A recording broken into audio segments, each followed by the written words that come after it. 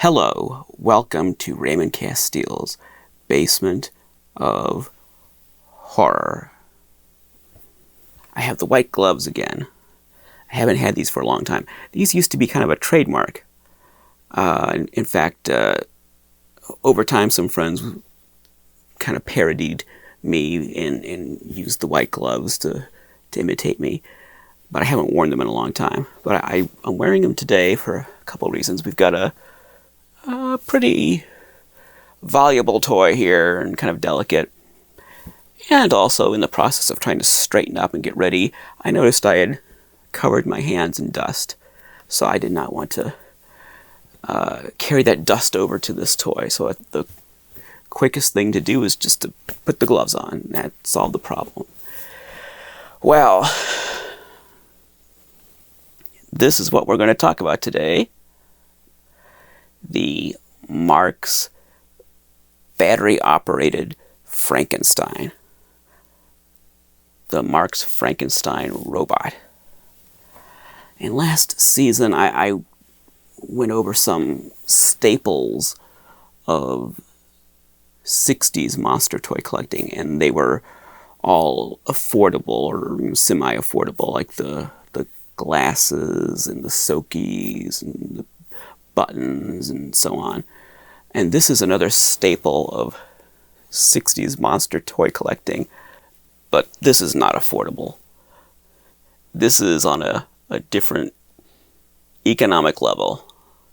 This is, I don't know if you'd say it's hard to find, but it's very expensive, and it's a grail. This would be a centerpiece of a lot of 60s monster toy collections. This would be, if not the centerpiece, then one of the centerpieces. I mean, there are a lot of toys that are rarer, 60s toys that are more rare, more valuable. Obviously, the MPC Haunted Hulk, that's a easy example to go to. But this is one of the most iconic 60s monster items. And arguably, you could say this is the most iconic 60s monster toy.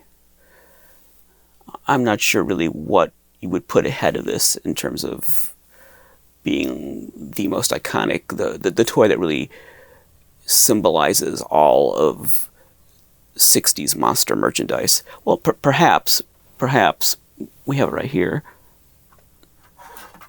This is an Aurora Frankenstein. This is a 70s Aurora glow-in-the-dark Frankenstein. That is a vintage Frankenstein. That's not a reissue. That's a 1970s glow kit. So that would be the challenger for the most iconic 60s monster toy. I think this would be the only thing that might challenge that Marx Frankenstein would be the Aurora Frankenstein, which we have right next to it. And if you're talking about historical importance, then I guess the Aurora one is the more historically significant piece. And I'm going to warn you right now, if that rambling rant wasn't enough to make you switch to a different video, then this might do the trick, because I'm going to let you know that I'm not going to put batteries in this. I'm not going to put batteries in the remote control, and you're not going to see this walk or do its thing. Now, I do have some video that I shot of another one of these in the 90s, and I can show that now. It's short, but this is video I shot for my 1995 documentary, In Love with Toys. And I borrowed someone else's Marx Frankenstein back then and made it walk and grab another toy, pick it up. So that's your glimpse of what this looks like when it moves. Now this particular one has not moved in at least 20 years, probably longer than that. So it's been sitting like this, and I had it all covered up with cushioned material and then bubble wrap. So it's not been on display. It's been stored away. It has not moved in at least 20 years. So for me to put batteries in it now and try to make it work, that would be stupid, because I'm just going to get grinding gears and rods bending, and it would need some prep before I attempted that. I would want a professional to look it over. Maybe it needs some lubrication. I don't know. You can look inside of it, like through the bottom. You can look in and see kind of what's going on in there, and make sure it was okay before I start using it. It's near mint. It's one of the nicest examples I've ever seen as far as the toy is concerned. It looks like it was barely played with. I mean, there's just the slightest little, I hesitate to call them scratches. There's just the most subtle little marks here and there. So, I mean, it's been handled, but whoever owned it, and I'm sure it was a kid, did not abuse it and probably only used it a few times and then put it back in its box and probably put it away. It was probably a birthday or Christmas gift, and it was probably played with just a few times and then put back in its box. So this is the original box. This is not a repro box. This is the toy's original box. So that's the box that this toy lived in. Now I don't store it in this box. I store them separately because I don't want this to destroy the box. This is heavy. The box does not have inserts. I do have the instruction sheet, which I'll show you later, but I don't have the inserts. It did not have the inserts when I bought it. And over the years, I thought about buying inserts. I mean, there was one collector years ago that had a kind of beat up box, and the figure was not that great, but it had the inserts. The box had the inserts. And I offered, well, I asked if he was interested in just selling the inserts. I would give him a fair amount of money just for the inserts, but then he didn't really want to do it, and I didn't press him because I kind of changed my mind. I don't want to Frankenstein my Frankenstein. I don't want to Frankenstein it together with taking pieces from other toys and assembling it, because there's more than one set of inserts that went with this toy. There are inserts that are very square. They're like cardboard that's just, as you would expect, like folded in square shapes above and below. And then there are inserts that are round, like a tube. There's the tube that protects his head, and then there is like a square part down here, but there's two completely different versions of the inserts. And I don't know which version originally was in this box, or if there's something about the box or the toy that would correspond to one kind of insert versus another. For instance, this toy, which we'll look at closer in a minute, it has black boots. There's another version that has brown boots.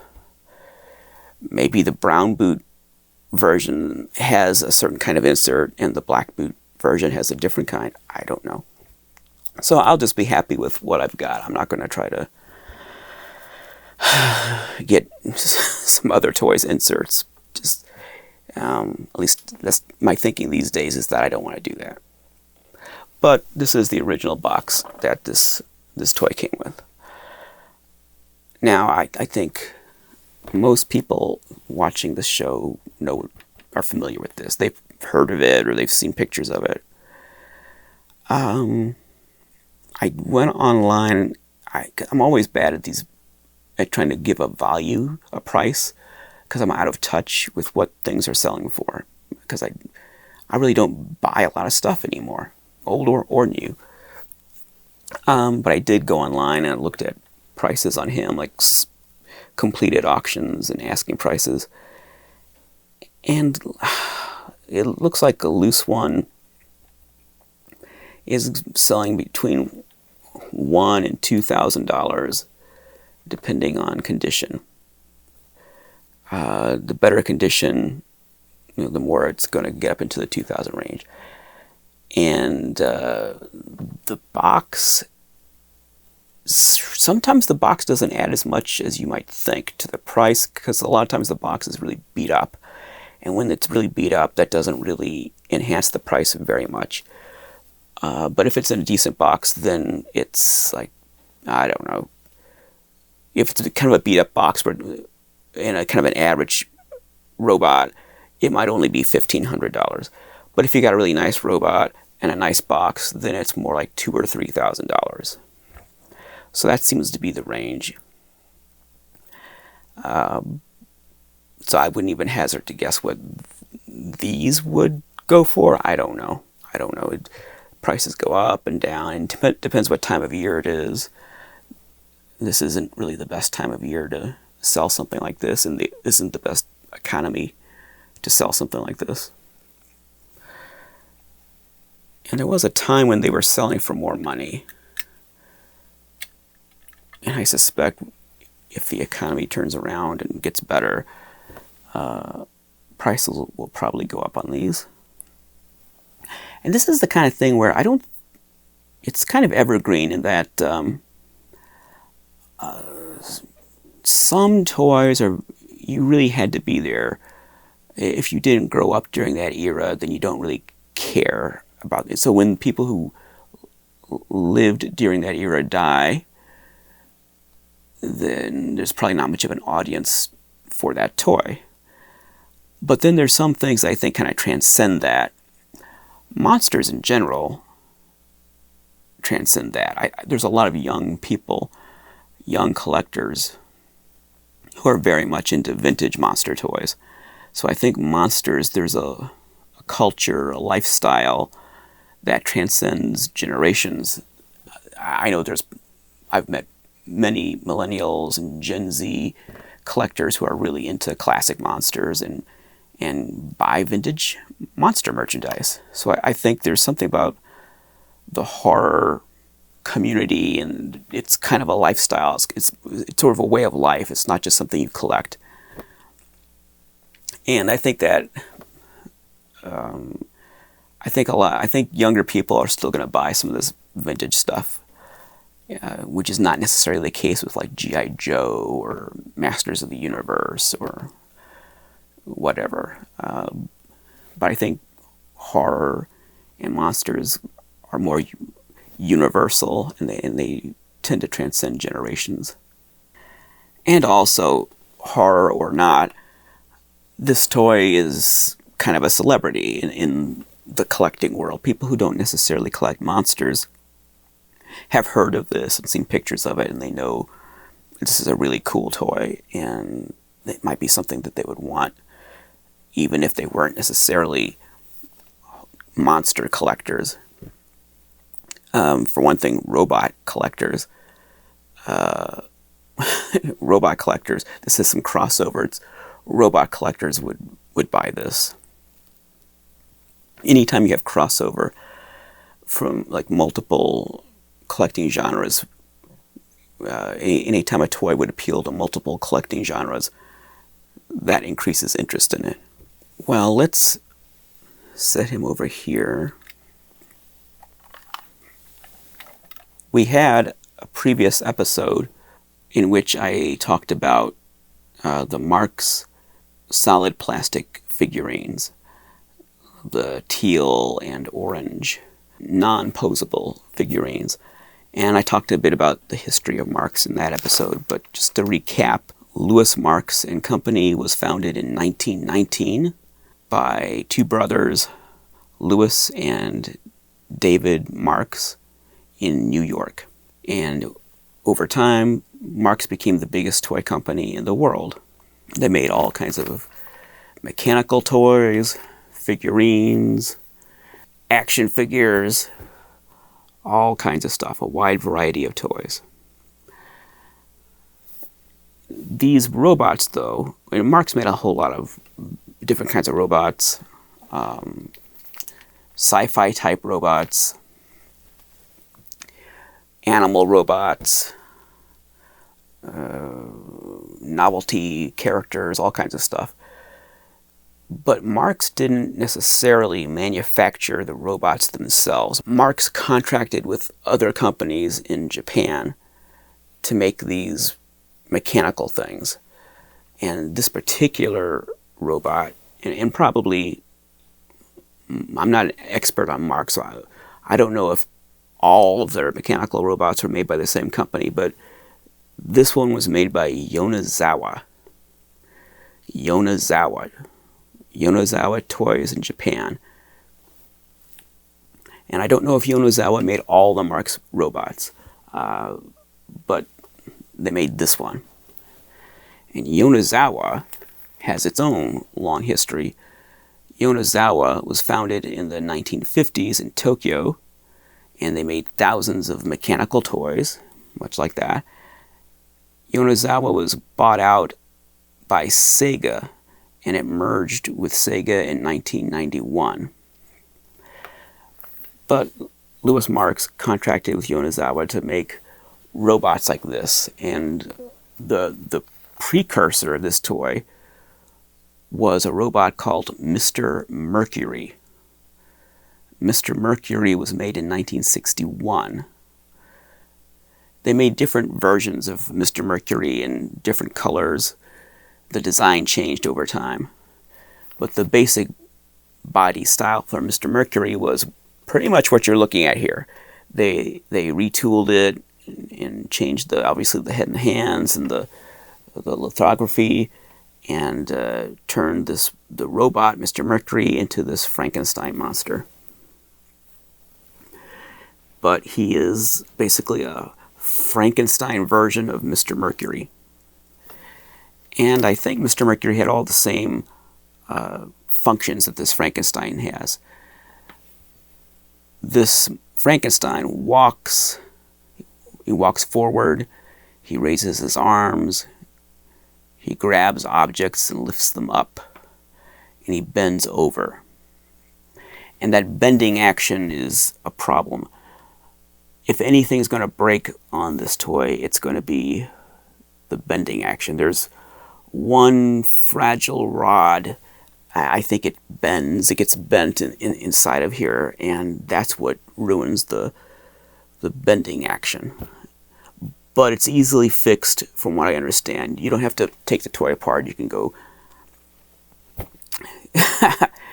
give him a little colonoscopy and go up from his bottom, and you can change that rod.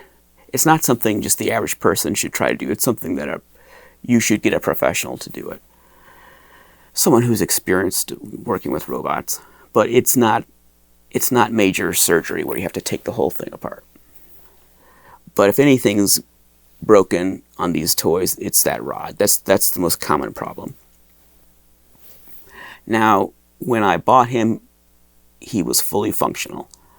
I don't know if he's functional at all after sitting unused all these years. But when I bought him, all the functions worked, including bending over. He's got a vinyl head, or PVC head, and PVC hands, and the rest of him is tin, except for the remote control, that's plastic. In addition to this big Frankenstein, I already told you about the brown shoes, so there's that variation. Marx also made a little wind-up version of this toy that looks very similar, but it's a little wind-up, and that wind-up Frankenstein comes in a tin version like the big one, or a plastic version. So that was produced in both metal and plastic versions. And it's another universal style Frankenstein. It's just small, and it's a wind-up. And in addition to that, Marx made this bizarre, goofy-looking Frankenstein that was not Universal licensed. This is a licensed Universal Studios toy. And this other weird, goofy-looking Frankenstein with blue hair. He's a generic take on the Frankenstein monster. He's not Universal. He's really weird. I'd rather have him than the little Universal wind-up. I don't have any of those wind-ups. But if I were going to have one, I'd want that goofy-looking one. That weird-looking one. In another video, I showed you the giant Marx Frankenstein that I had made for Universal Monster Army toy display at Monster Palooza in Burbank. So we had Acme from Berwyn. And they made, for this display, they made this giant version of this Marx Frankenstein. And in another episode, I put that together and I showed you what that looked like. It was for an imaginary hobby shop display. We created this pretend hobby shop at this horror convention with, the concept was, what if Marx made a giant display piece to send out to stores, to like mom and pop stores? What if Marx made this giant version of the toy designed to sell the little one? And in our display, we had the giant one standing on a platform, and then we had reproduction boxes of this thing all lined up in front of it, the way it would be at an actual store. Now, we were doing like a little hobby store. I guess a display like that is more like an FAO Schwartz kind of or a Macy's, the old Macy's. Something you would find at a big store, but whatever. That was the concept, that it was like a big Christmas push by Marx to sell this toy, and they sent these giant display pieces out to stores to advertise the toy. That was the concept. And we won a prize. We won best display at the convention.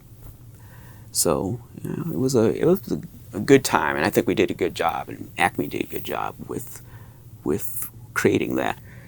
There's this weird Dr. Frankenstein prototype. There's I don't know who owns it, where it is right now. It's one of these Frankensteins, and it's painted to look like a doctor. And it's been called the Marx Dr. Frankenstein prototype, as if Marx were going to make a Dr. Frankenstein counterpart to this. And reportedly, it surfaced in the 1980s, and then it became a source of discussion again about 20 years ago or so, like early 2000s. And I don't know where it is now. Every few years it surfaces again. Someone circulates a new photo of it, and I don't know who owns it right now. I know that someone was trying to get a whole lot of money for it many years ago. I don't know if anyone stepped forward to buy it or not. And the general consensus was that it was not a genuine Marx prototype, but who knows? No one really knew. It just seemed so weird. Like, why would Marx sell a Dr. Frankenstein robot? Who would buy that? And it just looks like a doctor. It was very strange. Almost seemed like a joke item. And I could see if Marx were to have an entire line of monster toys with like Dracula and the Wolfman, the Mummy, all in this style using this body type, that maybe then they might add a scientist, a mad doctor to that lineup. Then it kind of makes sense.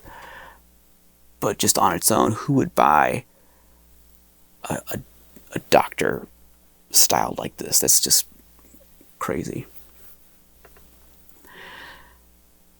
Another odd thing.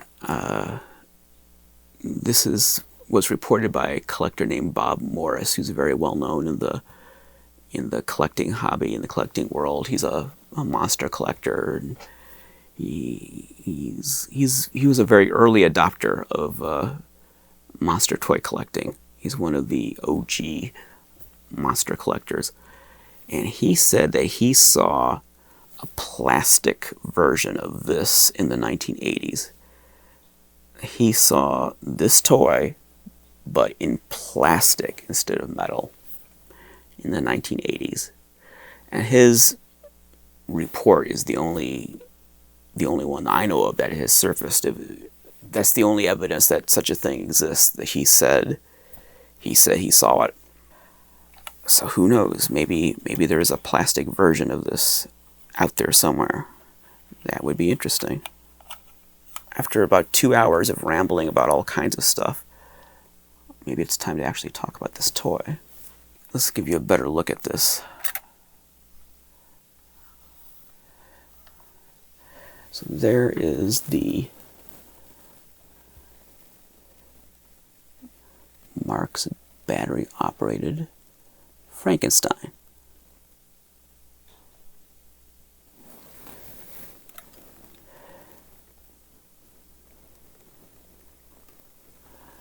And he appears to be modeled off of Boris Karloff.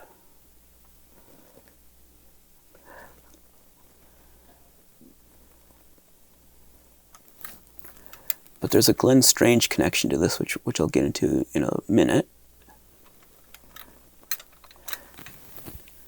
That head does not rotate.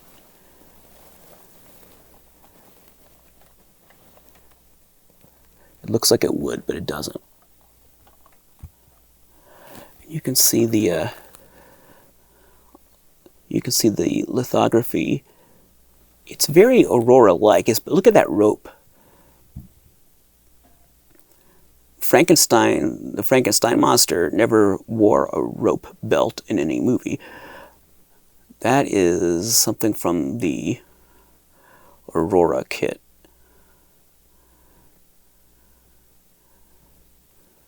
And those tears are very Aurora-like. The whole thing, he's obviously owes a debt to the Aurora kit, which in turn was inspired by the Bride of Frankenstein appearance. So this monster is very Bride of Frankenstein oriented. Yeah, maybe not the face. I mean, it doesn't have that scarred look that the Bride had, the Bride version of the monster has. But the costume is very, very much Bride of Frankenstein. And here's his cute little hands. They're so sweet. Look at those hands. They're so cute. I like his cute little hands. And there's his black boots. Big black shoes. And so there's a brown shoe version of this, as I said.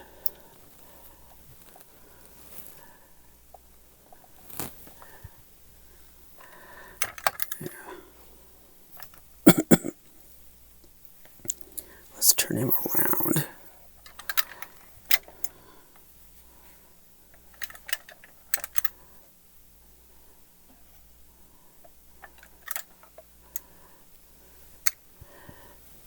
Now see those weird things on the back? That's a remnant of Mr. Mercury, his sci-fi robot roots. It doesn't make any sense on Frankenstein, but on a science fiction robot it makes perfect sense.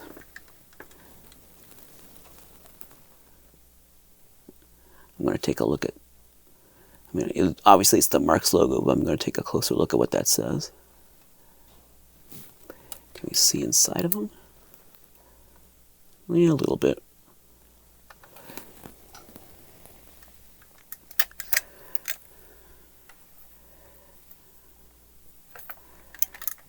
This is the most he's been handled since I've owned him. I've never handled him this much since I bought him. I have had him on display at the UMA Toy Tour exhibit several times, but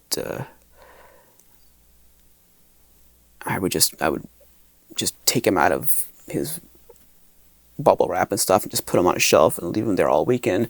Then at the end of the weekend, take him off, bubble wrap him, pack him back. So handling him in all these different directions, that's a new thing. He's heavy, so I'm very concerned about dropping him or him slipping or putting pressure on the wrong spot and bending it or something. So look at these accordion-shaped, I don't know what you would call that, little connectors, little cushions. Very robotic. Very old school sci-fi robotic. Very mechanical. He's a little mechanical man. And I don't know what those are made of. People say they're made of rubber, but they don't feel like rubber. They feel almost like foam, but they're not foam. They would have deteriorated if they were foam.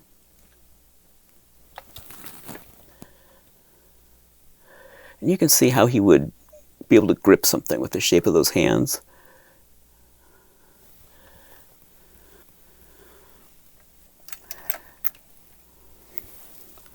Let's see what does it say on the back? It's the Marx logo, Lewis Marx and Company, Inc., Universal Picture Corporation, Inc., made in Japan. No date. No date on him, but my information is that he was introduced in 1963. I don't know if I said that. I should have said that at the top of the episode. He was introduced by Marx in 1963. Mr. Mercury was introduced in 1961, but they kept making Mr. Mercury even after they started making him. They continued making Mr. Mercury. Now in 1964, something interesting happened. There was an episode of The Munsters. The episode was called Rockabye Munster. And I watched it recently, preparing for this episode. And in that episode, in the Munsters episode, Herman thinks Lily is pregnant. Herman Munster, the Frankenstein character, thinks his wife is going to have a child. In fact, she's just invited a neighborhood kid over for like a sleepover or whatever with their son Eddie. So Eddie's going to have a little playmate come stay for a few days. But Herman gets it all mixed up and thinks that Lily is going to have a baby. And it's like a comedy of errors. Throughout the episode, he misunderstands things that she says, and she doesn't realize what he's really asking her, and she inadvertently affirms his suspicion that she's going to have a child. And then finally, there's a scene where Eddie Munster and his pal are playing with one of these. And they modified it a little bit. They took the wire off the remote control. So in the episode, it's radio controlled in the episode. In real life, it's remote controlled. But other than that, they left, visually at least, they left it the same. So they're playing with this toy, and they start operating it, and it leaves the room where they're playing, goes out into the living room where Herman is. And then Herman hears this walking sound. It's the mechanical sound of the toy walking, and this little guy starts walking it comes around the corner of the couch. So there's the sofa, and he comes out from behind the sofa, and he's walking across the floor, and Herman is sitting on the floor, and he's all excited, and this little thing walks basically into his lap, and Herman picks him up, and then he calls for Grandpa Munster to come over. And Grandpa Munster also thinks that this is Lily's child she just had, and they're both all excited. And then Herman accidentally pops the head off. And that's another modification they made. The head has a spring in the episode so it can pop off and then get put back on. So Herman puts the head back on and says they had the same problem with me when I was born, because he's a Frankenstein monster put together from other parts. And then Eddie comes out and says, "It's just a toy. What are you talking about?" And then Herman learns the truth. But that scene is really cute. I watched it just a few days ago, and it's an adorable scene, and this toy is adorable in that scene.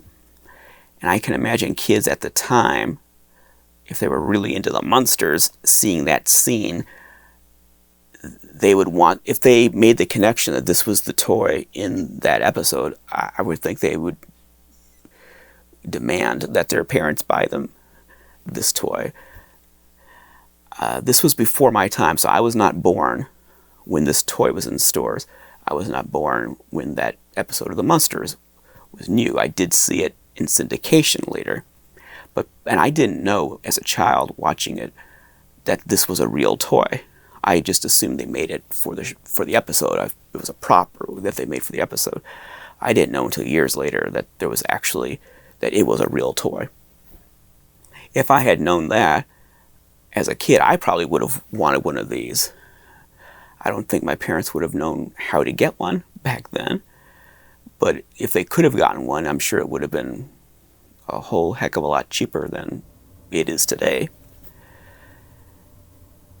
But I was just impressed by how cute that episode was, and how I wonder to what extent is that episode responsible for the mystique around this toy.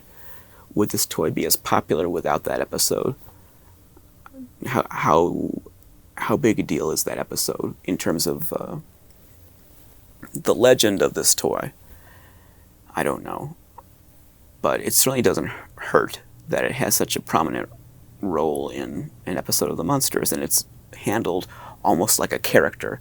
It's like Herman's new son coming to meet his daddy. It's really cute. Let's look at this remote control that we're not going to use on this episode. So this is a plain ordinary remote control. I think the Mr. Mercury is exactly the same. That's what it looks like. No artwork, unlike the Marx Yeti that has a bunch of cool artwork on the remote control. This one doesn't have any artwork. And we will see the Marx Yeti on this show one of these days. I do have that. I've got the Yeti, I've got the Mighty Kong, I've got the Spooky Tree. I don't have the Haunted House. So let's look at the box next. How should I handle this?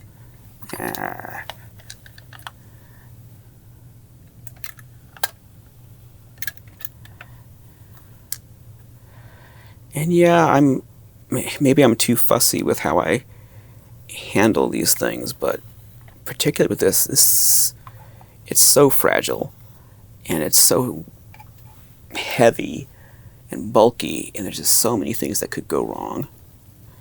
And I don't want anything to go wrong.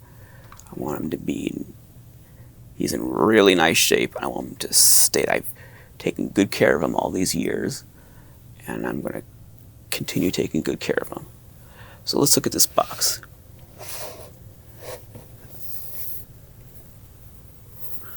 Now, I don't think there's any insert in here. Let me just check here.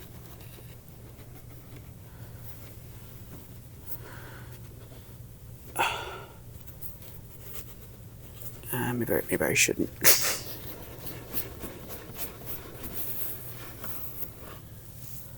No, there's no insert in there.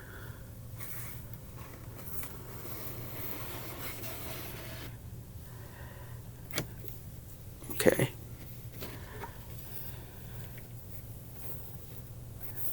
See, already there's things falling off of it. Little shards falling off. Good grief. Okay.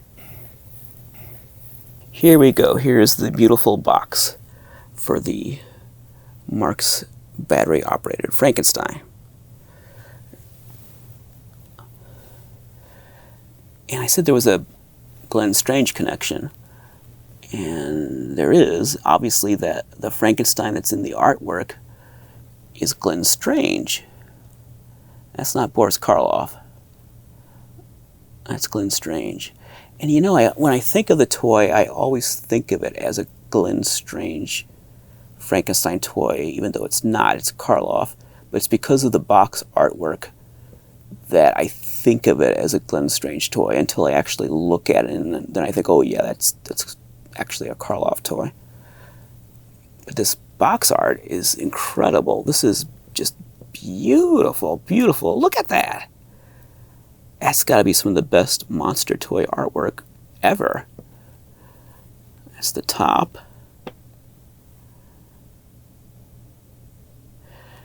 And I did have some minor restoration on this box. I think there might be a little something. I sent it off to a restoration studio, and I think there might have been like a price sticker tear up here and another price sticker tear somewhere else that I'll point out. And the reason I did that was because it was going on tour with this display, going to these conventions. It went to several cities over several years, and I wanted everything to just pop and look its best. If it hadn't been for that, I wouldn't have done anything with it.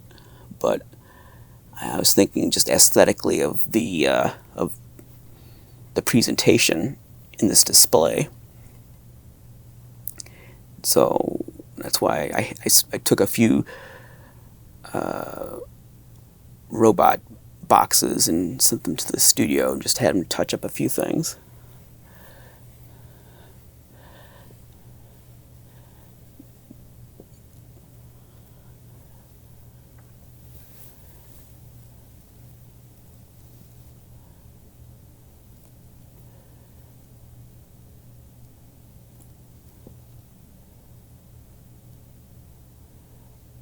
That is amazing artwork.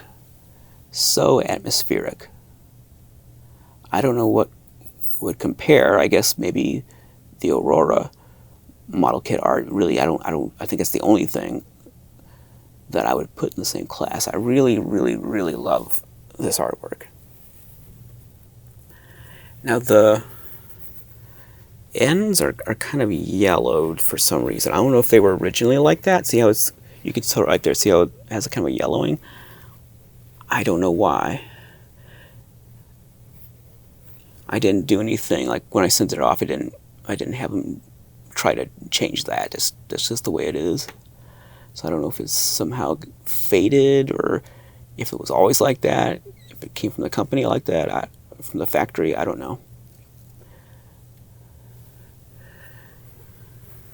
And because the bottom end is the same. Bottom end. Not as much, but it has a little bit of yellowing on the bottom. I don't know why. Here is the, now what, see, I can't see where, there was another, like a tape tear, because if you look here, see there was tape sealing this box shut. And on one of these sides where the tape was, there was a tear. Now the restoration house fixed that. That was the other thing they did. Now here's Glenn Strange again, looking out the window of this castle, this haunted castle.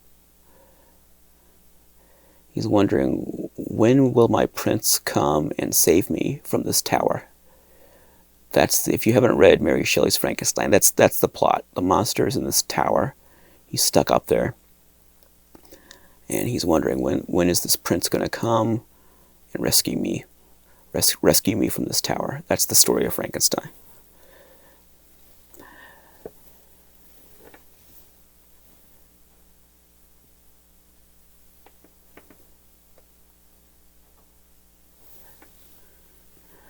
Here's the other side.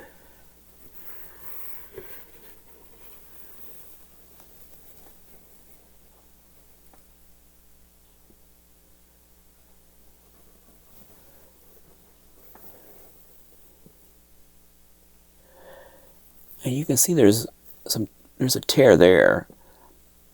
So it must have been the other, there's like a surface tear there, so it must have been the other side that they touched up. I guess the other side was worse than, I guess it bothered me, the other side, but this one didn't bother me, so they left it alone.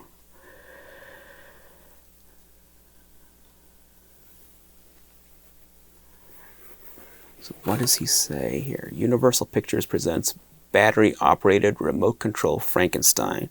He walks, he bows, he raises and lowers arms. He opens, closes arms, and grasps object. Made in Japan.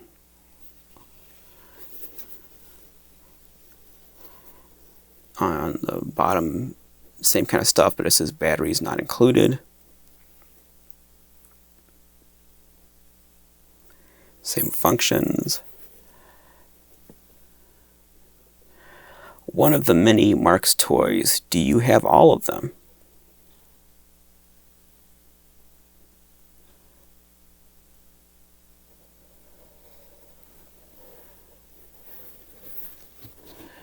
And I'm wondering, what in the world did I have them restore? Because I can see the tape residue there. So they didn't do anything to that. I don't know. Maybe it was just that white circle. Maybe that's all I had them do. Oh no, I see. Yeah, there's a spot. The spot right there. That's what they filled in that little area right there. And again, it was just because it was going on display. Battery-operated toys, Marx toys, robots, and stuff like that, for some reason it's acceptable to restore the boxes. Just like posters, like movie posters, it's acceptable to have some restoration and linen backing on a poster. And masks, it's acceptable to have to foam a rubber mask and to do maybe some light restoration on the paint. It's generally frowned upon to completely cover over the paint, but it depends what condition the mask is in. So some of these collectible categories, that kind of restoration is okay, and other categories it's not, like action figures, like a Amigo figure or something like that. You wouldn't restore like a bubble card. I mean, people do it, but that's generally frowned upon. But maybe it's just a matter of time. Maybe the older these things get, the more acceptable some of that would become. But for some reason, I think there's something about these toys which are more part of the fine art category. I think that an action figure. I always look for excuse to get my creature into the shot. An action figure is not considered fine art, but I think these cross over into fine art collecting, and just like movie posters and other things, and masks, perhaps that's evolving into a kind of the fine art world.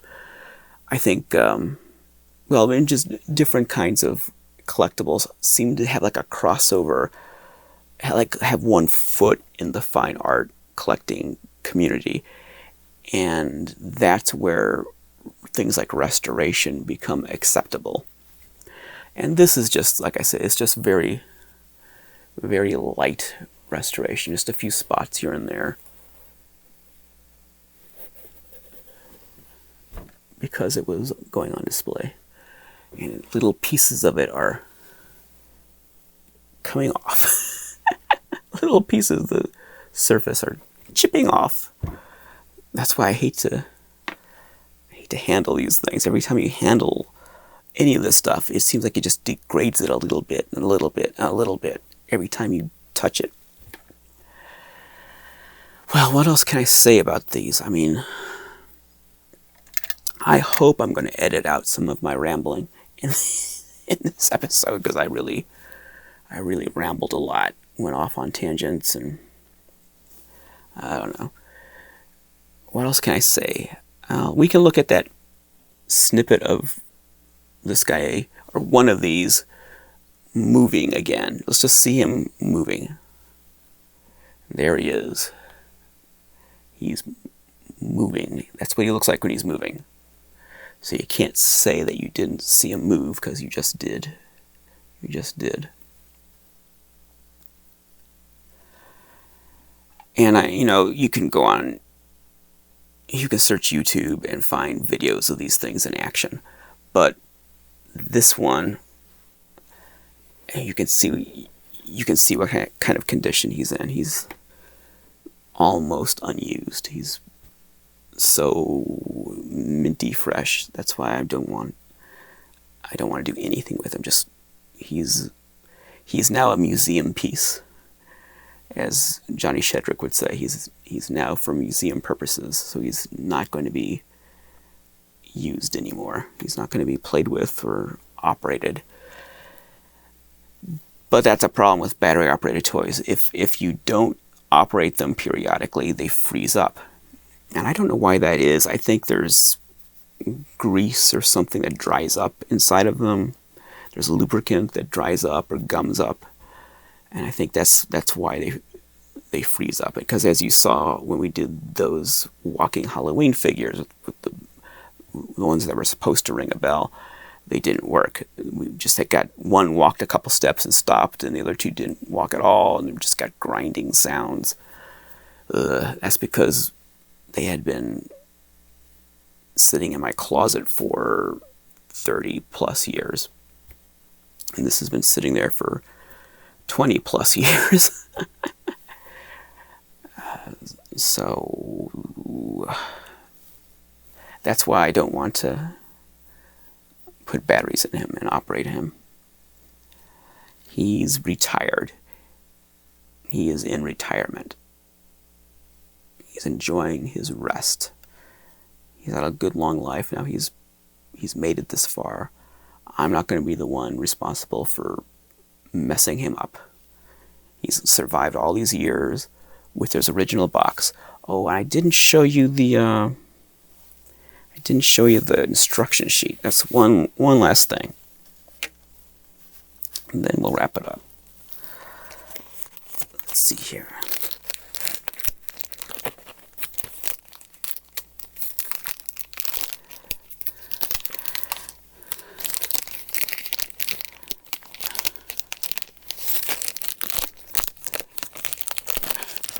I know I don't keep the instruction sheet inside of that box. There's no why. Why would I? There's no point.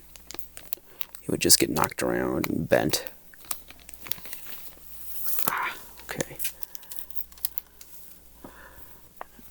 I haven't even looked at this in a long time.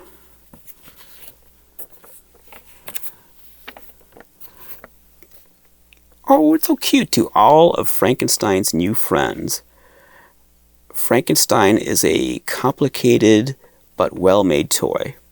Treat him carefully as you would your own wristwatch or any other complicated plaything, and he will render many hours of joy and entertainment. First, let's acquaint ourselves with the different operations of Frankenstein. Let's see what we have to do to make him operate, and then what he can do. And it talks about putting the batteries in there. How to make him do all his various functions. This is interesting. However, there is one exception. Frankenstein is packed with his arms at his sides, and sometimes his arms may move toward the back instead of the front. If this should happen, then move his arms to the front by gently turning his arms by the shoulder joint until they click into position. As you'll see, there's some text in red.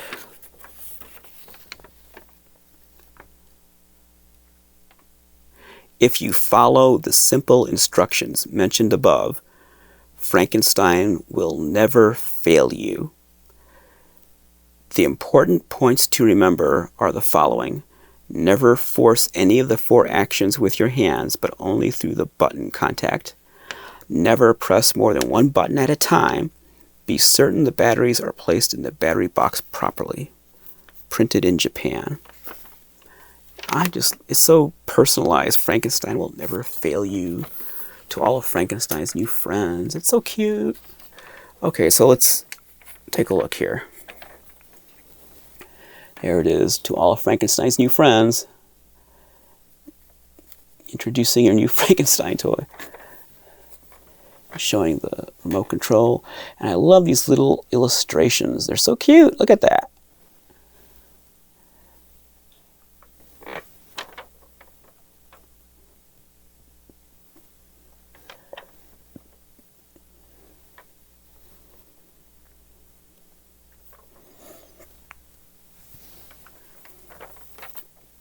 And on the final panel, look at that. Showing how Frankenstein can walk up to something and pick it up, set it down. It almost looks like Egyptian hieroglyphics.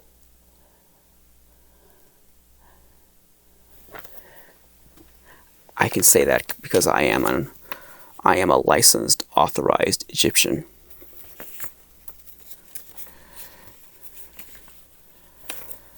Okay, let's put him back. So that is just really cute. Frankenstein will never fail you. To all his new friends. Just how it's. I can imagine a little kid.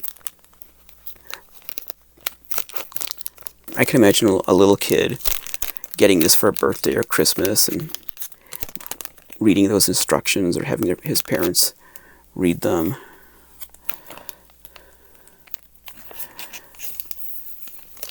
This is your new buddy Frankenstein. And it kind of reminds me of this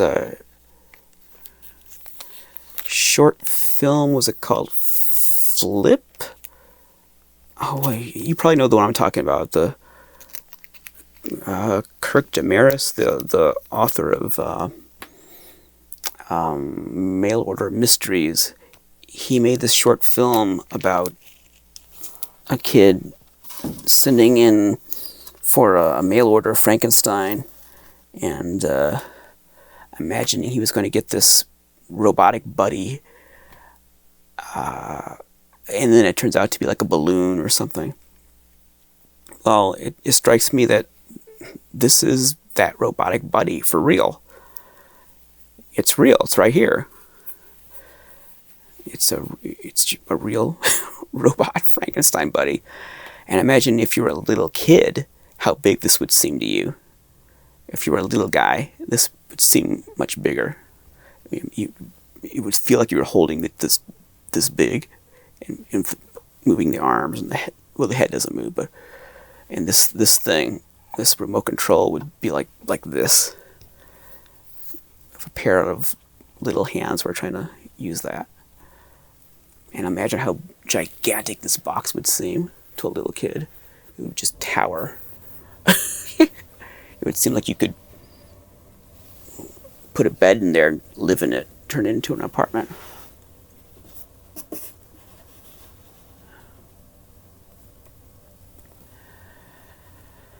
So even though I didn't grow up with this toy, even though it was before my time, I do have a kind of nostalgia for it. Imagine a time when you could buy something like this. Oh, and I've got online. I found some catalog images. I think this is a Sears catalog, and I probably showed part of this earlier, talking about Mr. Mercury. But at the bottom, it's got these other Marx toys, and look at this whole world of spooky Marx toys that you could buy. Imagine a kid looking at that and wondering which ones to ask for his birthday or Christmas. So I guess I am that kid looking at that catalog. Only I didn't get them as a kid. I got them as an adult. In the 90s. I think this guy might be early 2000s, but the rest of them I got in the 90s. So I've had these Marx robots a long time.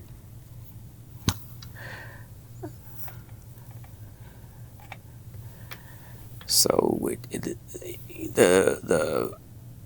the way I feel about a lot of my toys is much like a child would feel about his childhood toys, because I've just had them so long. It doesn't matter if there's better examples out there or whatever. This is my Marx Frankenstein. If I were wealthy, I might have a couple others that were in even better condition. I don't know how much better you could get with the toy. I mean, the box you could improve and have the inserts. The toy, I don't know how much better you could get than that. But the point is not, the point is, even if I did that, this would still be my Marx Frankenstein. This is as if I were a little kid and got this for Christmas. This would be like my Frankenstein. This is my Marx Frankenstein, for better or for worse. And I'm noticing how the connections on these arms they're not on the same level. The right arm, the shaft and the covering is up a little higher, and the left arm, it's down lower. And so it's not a mistake, it's designed that way. So that must have something to do with the way the action operates to grip things, to lift things. Something about it must have necessitated putting them on different levels. And I'm sure if I kept looking at it, I would notice other weird little details like that. Well, this is a long video for just one toy, but it's not just any toy. I think you'll agree it's not just any toy. I think it's time to wrap it up. By the time you watch this, you probably already had Thanksgiving. If you celebrate Thanksgiving, you've already experienced that. So I hope you had a happy Thanksgiving. And it's the start of the holiday season. Yay! I think Halloween is the start of a holiday season. But, all the other normal folks would call this the start of the holiday season. So if you're out shopping, stay safe. I'm sure this weekend it's going to be crazy. Even with the economy, it'll be crazy.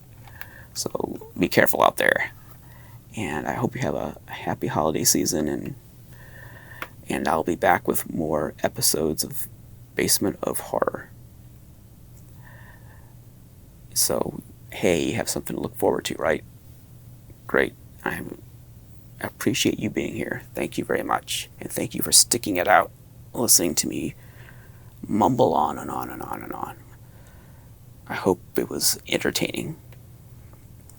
Until next time, the one who dies with the most toys is dead.